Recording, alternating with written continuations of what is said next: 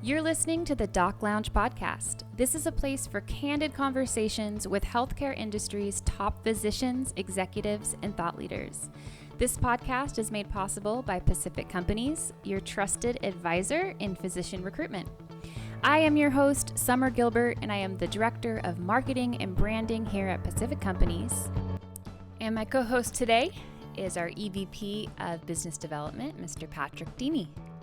Today on the podcast, Patrick and I talked to Dr. Robert Underwood about physician leadership. Dr. Underwood is way overqualified to talk about this subject as an Army veteran, a speaker, a chief medical officer, and an MD himself. He has a ton of experience, and his book tries to get physicians to branch out of their comfort zone and tap into that leadership mentality. So we are so honored to have him on the podcast today. Dr. Underwood, thank you so much for joining us. Let's get started. So for a little backstory, Dr. Underwood, I know this is probably hard to summarize, but what got you interested in the field of medicine? Oh, wow. That's actually a very deep question. So did not take a traditional path. I think that back in high school, I wanted to be a physician. I was taking all of the biology and chemistry classes that you could take when I was in high school, and then ended up going to West Point. And West Point is really about leadership and about preparing leaders of character for the military. And I thought I was really going to do a career in the military. So it kind of transpired that I ended up leaving the military and initially went to work for a company out of Chicago, Illinois.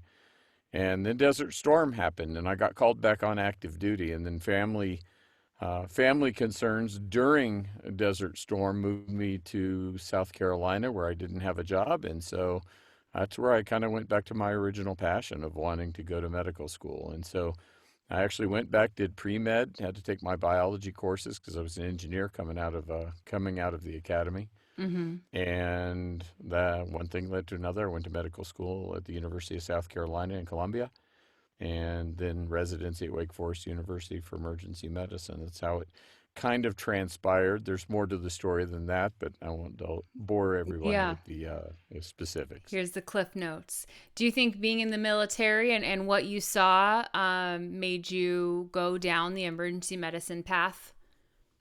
No, not really. I think that that's something that I wanted to do even before that. There were a lot of components of emergency medicine that I like. I guess some of it does come back to the military. To me, it seemed that emergency medicine was more of the teamwork environment. And as you've probably heard, the military does everything as a team, and so that really appealed to me. So that was a big component of it, was the teamwork component. The other was, I have to admit, that I was a little bit older, and a longer residency and fellowship when I already had kids of my own was probably not real high in the offing. So between the two, I found emergency medicine to be really relevant for me, the things that I like to do. I've been accused of having a hero complex, and emergency medicine is kind of helping people when they need it the most, and I think that that might have appealed to my hero complex as well. Yeah, absolutely. There are worse complexes. Oh, I suppose. definitely. Definitely. Yeah, and one thing I find really interesting is your background in the Army. I know, having known a lot of people that have served, it is very regimented. It's all about rules and standards, and leadership is very, very important. Do you think your passion for mentoring and teaching leadership started as a result of your time serving our country and your experience in the military? Yeah, absolutely.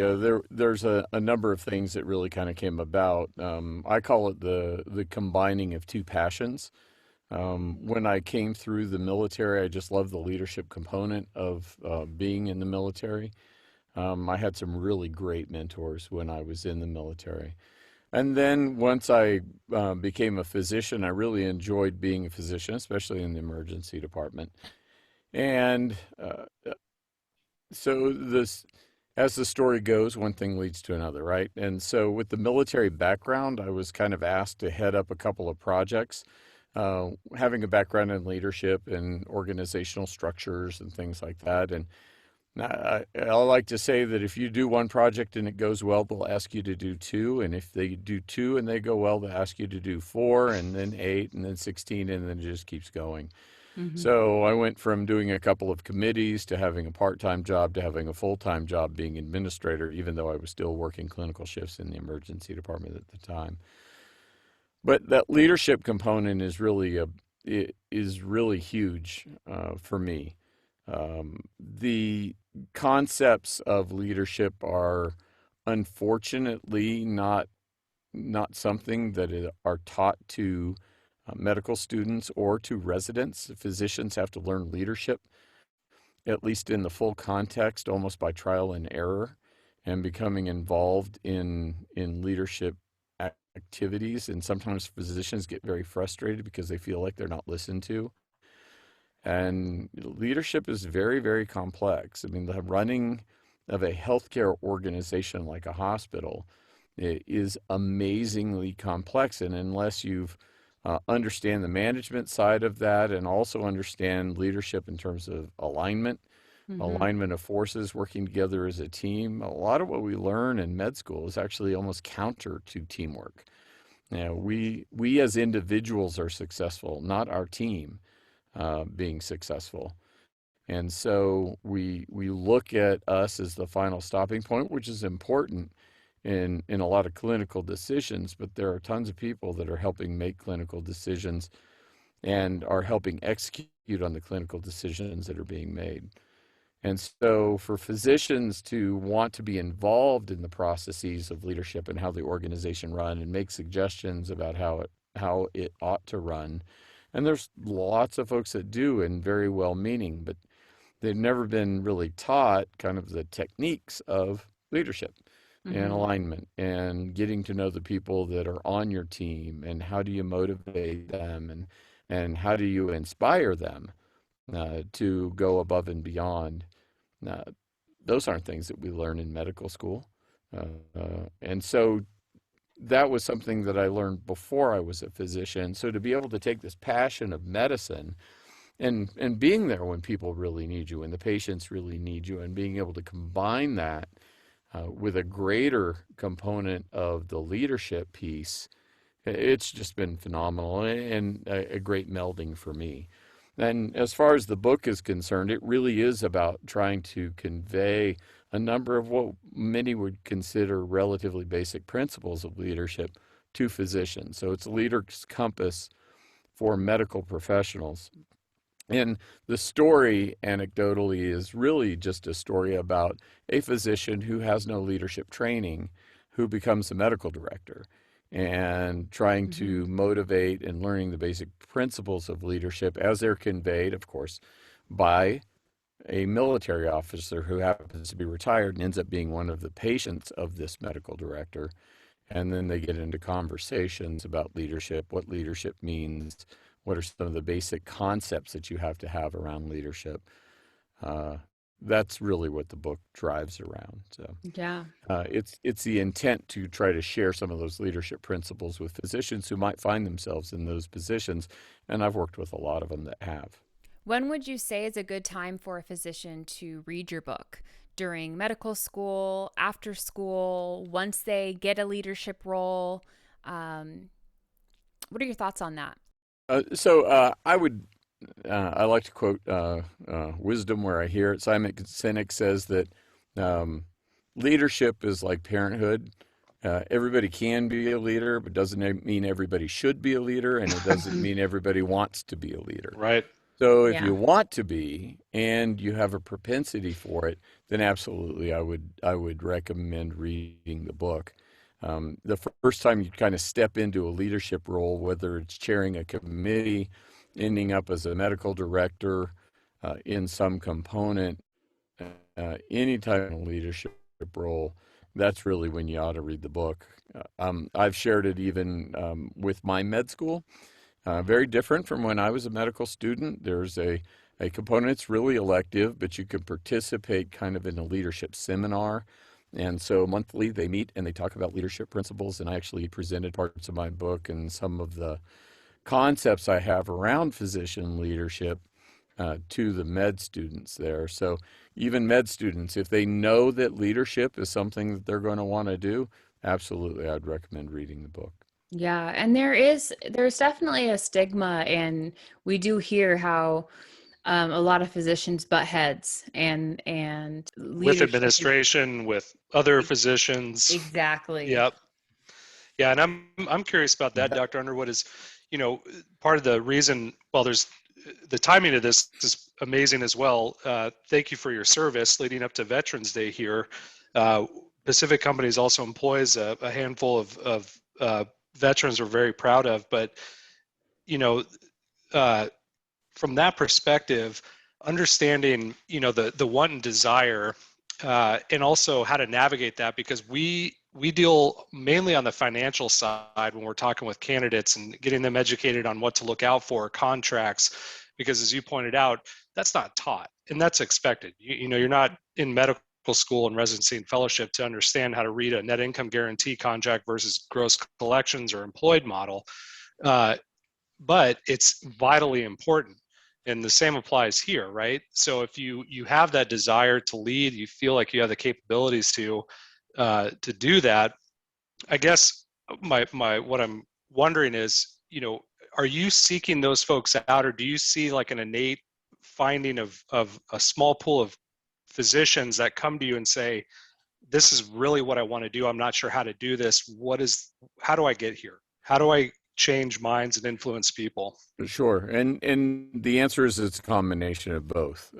We do seek sometimes when we're in the recruiting area to develop or bring in a physician leader over a particular service line, perhaps.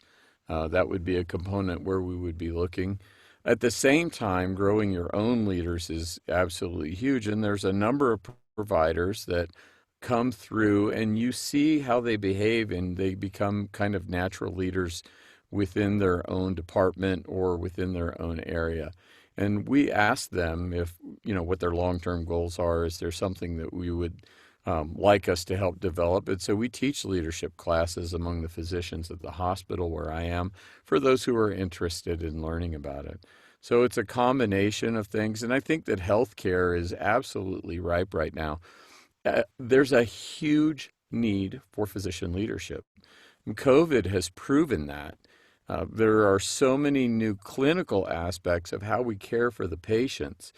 And that clinical expertise really comes from the providers, but we need them to lead in a various ways within our organization, whether it's our ICU committee, which is chaired by one of our physicians, our incident command, which is one of our physicians who is actually trained in disaster management, and he leads our incident command component. His name's Brad Greenberg, and a wonderful physician and a great leader in his capacity. But even before COVID, we keep talking about this conversion from volume to value, and we're trying to build this value analysis where we're trying to keep the quality as high as it's ever been and continue to improve it while limiting costs within the system and nationally.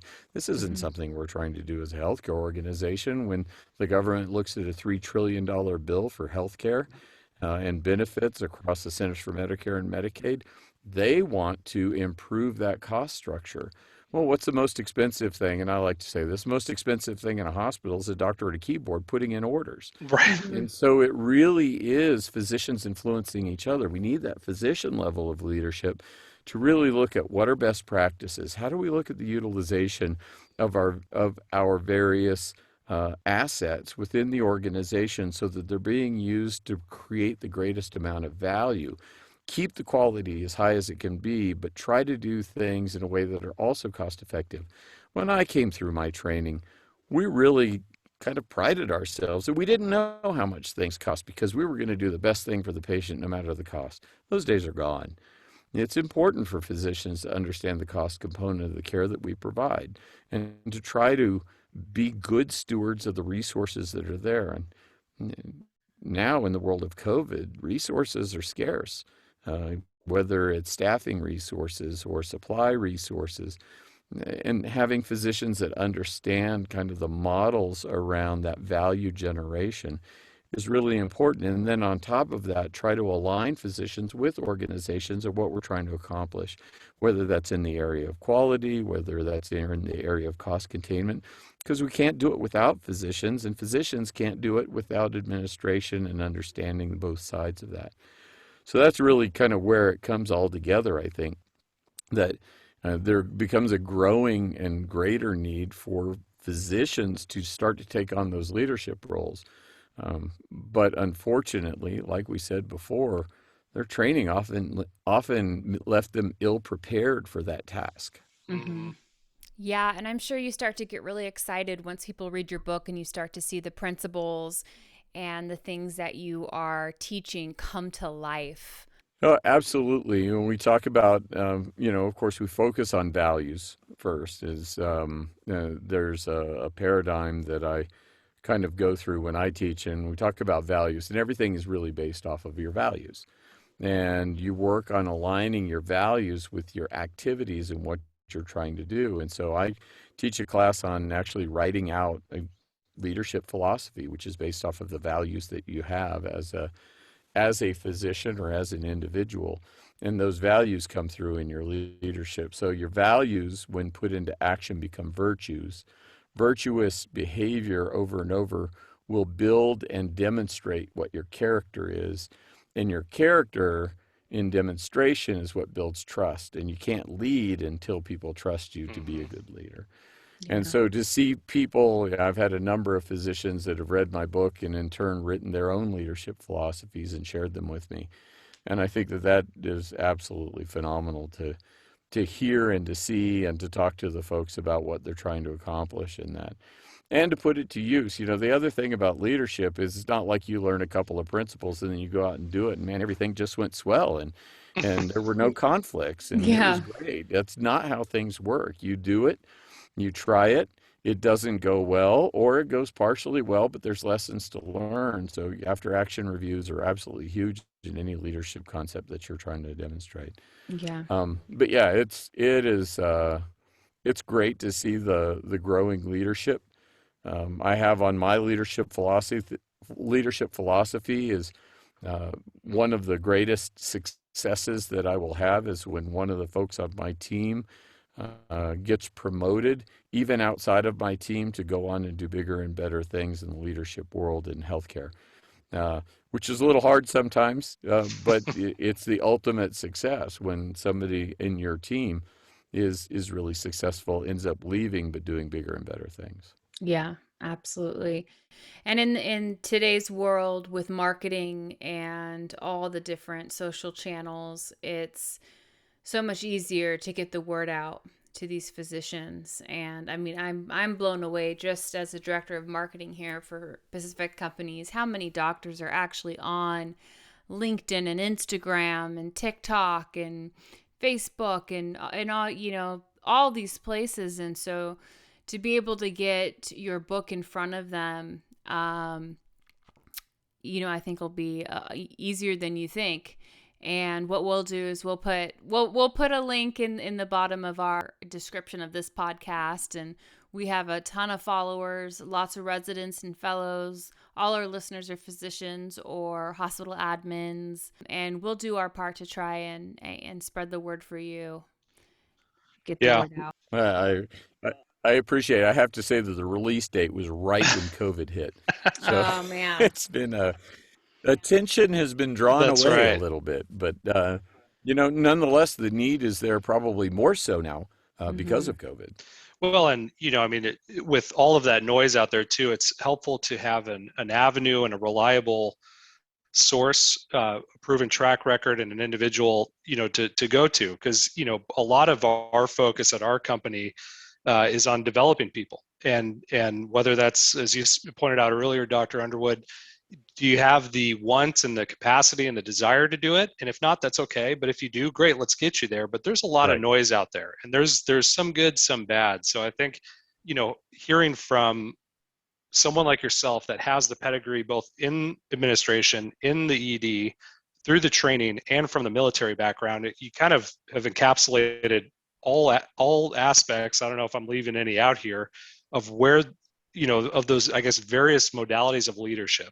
Absolutely. And I imagine that, on the field of battle, it's an entirely different Dr. Underwood than it is when you're in a board meeting trying to, convince that we need a new Da Vinci robot or whatever the case is. No, absolutely. But I would say that no matter what, I feel that leadership in general is agnostic to industry. The basic principles of how you lead people are the fundamentals behind it are the same, whether you're in the military or in medicine, or I worked for a period of time before I got called back on active duty for a component or a subdivision of Caterpillar Tractor. And it's all about how do you motivate and align folks to kind of accomplish the mission. It was Eisenhower that said, leadership is getting people to do something you want them to do because they want to do it. Yeah.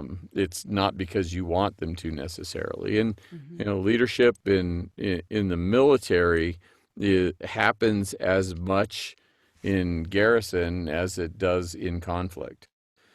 So it really is the building of trust, the showing of character. There's physical courage, but there's also emotional courage that are all components that play into leadership as a whole. Yeah, very well said. Well, Dr. Underwood, thank you so much for your time and expertise and knowledge. I love learning from physicians like you. This was amazing, and we really appreciate your time. And for those of you listening who are interested in reading Dr. Underwood's book, just look right underneath this episode in their show notes and you'll see a link right there. We'll make it real easy for you. And before we go, Dr. Underwood, I'm curious, any plans in the future expanding your leadership passion? Again, I like to teach. So I teach via Zoom here lately to a number of mostly medical companies or societies. I'll be doing, actually, there was one group that recently did my book as a book club, and they're around interventional radiology, but also focused on leadership. So I'll be presenting to that book club components of my book or specific things, especially around the leadership philosophy component. Here in the near future. So I like to do that. To me, it's fun. It's fun to share that information with people. So that's one component of it. The other is I also do a little side gig, if you will, of actually voiceover work. So it's kind of cool, but I like to, especially if it's around medicine or leadership. Those are really the components that I enjoy the most and have particular passion around. So does that mean there's an audio book of your book out yet? So I have considered it. I haven't looked at all the technical components of how to do that. I know through ACX, which is via Amazon, that you can actually do that kind of on your own. So I've considered it. Haven't done it yet, but it would be something that I would definitely. Well, you've got a bunch of free time, I'm sure. Oh yeah, especially in the world of COVID. Well, you've got. It's fun enough to do. In fact, I've got a class on it tomorrow night. So excellent. I'm taking as a student as well. So I love to learn about leadership as well. So I try to attend as many instructional components as I can because it helps me as I teach. There's always new ideas, new ways to do it, new examples to give around leadership, and I'm always open to learning those. Yeah. Excellent. Well, and just as a reminder, I know Summer, you're going to spread the word, but Dr. Robert Underwood, and the book is The Leader's Compass for Medical Professionals. That's correct. Yep. Well, thanks again for your time. We feel honored to have you on the podcast, and stay healthy, stay safe, and we'll have you back on again. No, thanks to both of you. It's been fun. I enjoy doing these things. So anytime we can spread the word about physicians and being involved in leadership, I'm always happy to participate. Excellent. Awesome. Thanks so much, Dr. Underwood. All right. Have a great night. Take care. Bye. Yeah, you too. Bye. Thank you to all our listeners. If you'd like to be notified when new episodes air, make sure to hit that subscribe button. And a big thank you to Pacific Companies. Without you guys, this podcast could not be possible. If you would like to be a guest, go to www.pacificcompanies.com. Thank you.